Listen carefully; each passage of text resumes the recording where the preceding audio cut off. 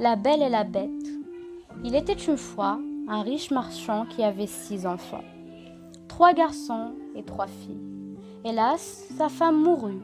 Resté seul, il fit tout son possible pour donner la meilleure éducation à ses enfants. Les 3 filles étaient très belles et toujours parées comme de véritables princesses. Mais si les 2 aînées étaient très orgueilleuses et fières, la cadette, et la plus jolie, avait un cœur simple et bon. Elle était si belle que, depuis son jeune âge, on l'appelait Belle. Ses 2 sœurs la jalousaient et lui manifestaient une rancœur tenace. Un jour, le marchand perdit ses biens. Il ne lui resta qu'une petite maison perdue dans la campagne. « Nous allons vivre là-bas », annonça-t-il à ses enfants. « Mes fils, vous cultiverez la terre avec moi. Elle nous fournira de quoi vivre. Et vous, mes filles, vous vous occuperez de la maison. »« Non, père, protestèrent les 2 aînés. Nos mains si fines deviendraient des mains de paysannes. Et puis, nous n'avons pas l'habitude de travailler. Nous resterons à la ville. D'ailleurs, 2 jeunes gens très riches nous ont demandé notre main. Lorsque nous serons mariés, nous ne manquerons pas d'argent. »« Père, je suis heureuse d'aller vivre à la campagne avec vous, dit Belle, et j'aiderai mes frères très volontiers. » La ruine du marchand fut bientôt connue de tous, et les 2 prétendants s'éclipsèrent. Les 2 sœurs de Belle furent bientôt obligées de quitter la ville avec toute la famille. Belle s'habitua très vite à sa nouvelle vie. En revanche, ses sœurs s'ennuyaient à mourir et passaient leur temps à tyranniser leur cadette. Quelques mois plus tard, le marchand reçut une lettre l'informant de l'arrivée d'un vaisseau sur lequel il avait de la marchandise. Comme leur père se préparait à partir, les aînés lui demandèrent de leur apporter des robes, des chapeaux à la dernière mode et des rubans de soie. « C'est promis, dit le marchand. Et toi, Belle, que veux-tu ? » « Une rose rouge me ferait le plus grand plaisir, père, répondit Belle. Et le bonhomme se mit en route. Mais il s'aperçut bien vite que la cargaison n'avait pas grande valeur, et il eut tout juste d'argent pour retourner chez lui. Brisé, fatigué, découragé, il décida de couper à travers les bois pour retrouver ses chers enfants au plus vite. Mais la nuit tomba, et le voyageur se perdit dans la forêt. Il pensait mourir de faim et de froid, quand il aperçut une lumière à travers l'épais feuillage des arbres. « Je suis navré. Nul n'osera refuser l'hospitalité à un pauvre voyageur. » Le marchand éperonna son cheval et se retrouva bientôt devant un magnifique château. Il frappa à la porte et, comme personne ne répondit, il franchit le seuil de la mystérieuse demeure. Le cœur battant, il traversa des salles aux meubles somptueux et, toujours surpris de ne rencontrer personne, il entra dans une salle à manger où il trouva un bon feu et une table chargée de plats. Un seul couvert était mis. Tout semblait prêt pour l'accueillir. Alors, le voyageur s'assit à table et dîna. Puis, harassé de fatigue, il entra dans une chambre où l'attendait un bon lit. Après avoir ôté ses vêtements trempés, il se coucha et sombra dans un profond sommeil. Le lendemain, le voyageur fut fort étonné de trouver sur une petite table un petit déjeuner copieux. « Une bonne fée a sans doute eu pitié de moi, se dit-il.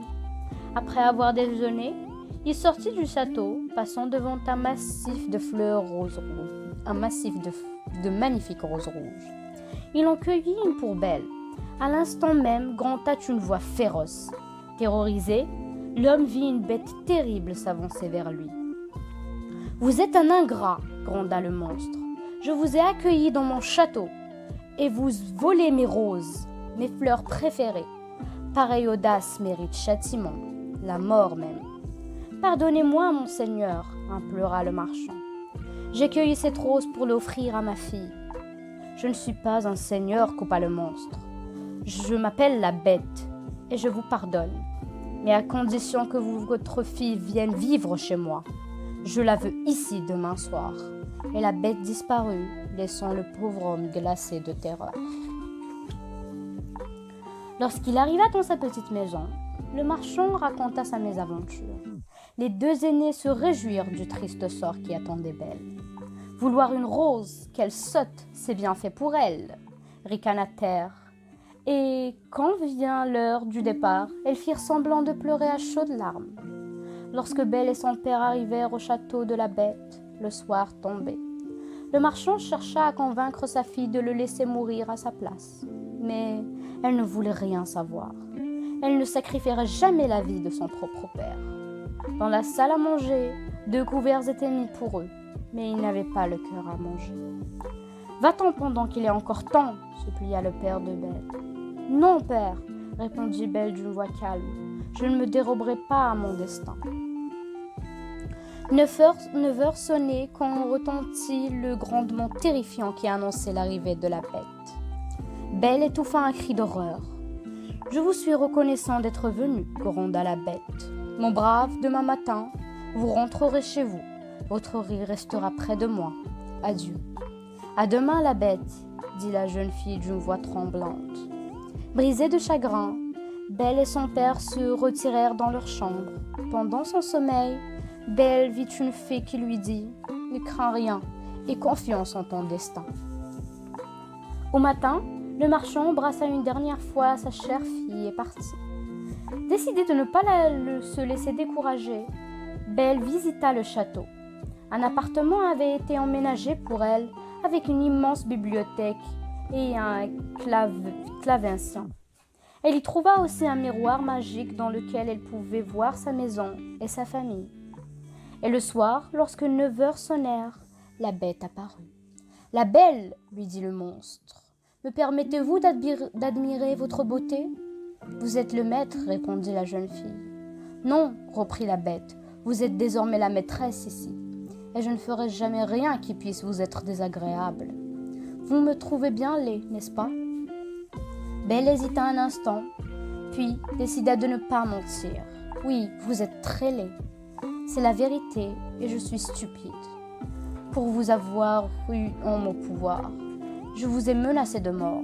Je suis un monstre de cruauté. » « Ce n'est pas vrai, protesta Belle. Vous avez le cœur beau. Tant d'hommes cachent un cœur aride sous une apparence agréable. La laideur intérieure est la pire des laideurs. » « Je vous remercie pour ces bonnes paroles, Belle. Et je dois vous avouer que je vous aime, Belle. Voulez-vous être ma femme ?» Belle crut qu'elle allait mourir de frayeur. Mais cette fois encore, elle décida de dire la vérité. « Non, je ne serai pas votre femme, » répondit-elle en tremblant.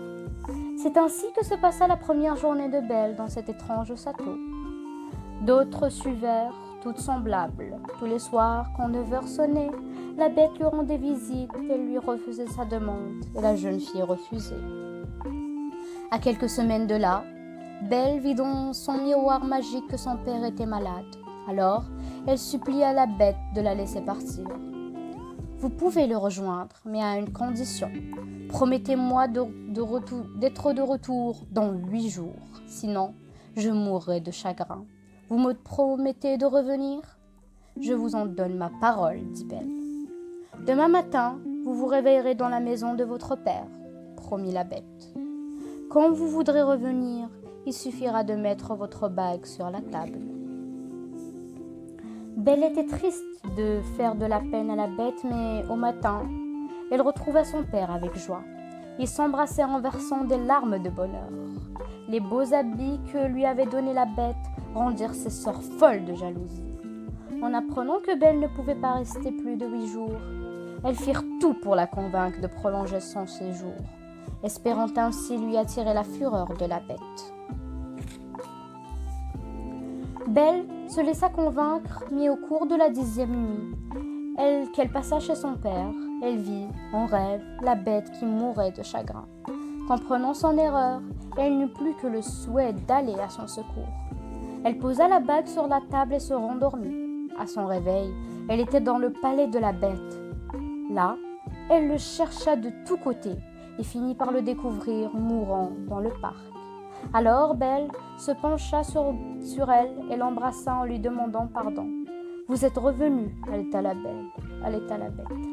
Je croyais que vous avez oublié votre promesse. Je meurs heureux puisque je vous ai revu une dernière fois. »« Vous ne mourrez point, s'écria Belle en serrant la Bête dans ses bras.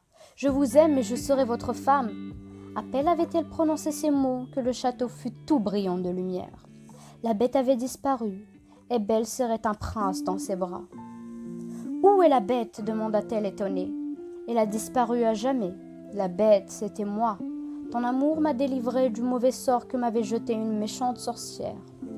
Et ils entrèrent ensemble dans le château, où Belle retrouva tous les siens, car la bonne fée qui lui était apparue en songe les avait transportés dans la demeure du prince. Belle, lui dit la fée, tu as préféré l'esprit à la beauté, et tu as été récompensée. Quant à tes sœurs, elles ont le cœur mauvais, et je vais les transformer en statues.